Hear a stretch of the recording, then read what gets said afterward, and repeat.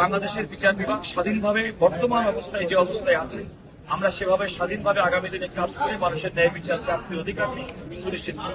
আমরা বাংলাদেশে সাংবিধানিকভাবে রাষ্ট্রের যে তিনটি অঙ্গ সেটা স্বতন্ত্রভাবে কাজ করে, তবে কার্যক্রমের ক্ষেত্রে তারা পরিপূরক হিসেবে কাজ করবে এটা মনে রাখতে হবে।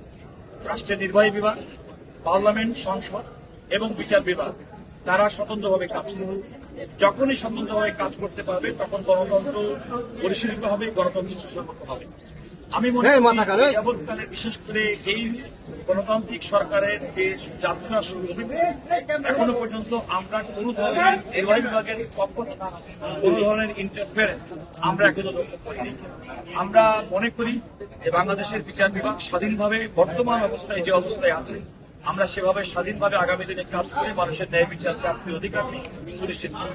আমাদের সংবিধানের বিধান অন্তর্বর্তীকালীন সময় অর্থাৎ যখন সংসদ না থাকবে সে সময় রাষ্ট্রপতি তার সাংবিধানিক অধিকার বলে আর্টিকেল 93 অনুযায়ী তিনি যে অধ্যাদেশ জারি করেন সাংবিধানিক বাধ্যবাধকতার জন্য হিসেবে সংসদের প্রথম অধিবেশনে সে অধ্যাদেশগুলো উত্থাপন করতে হয় এবং 30 দিনের মধ্যে সেই অধ্যাদেশগুলোর কার্যকর করার ক্ষেত্রে একটা বাধ্যবাধকতা আছে।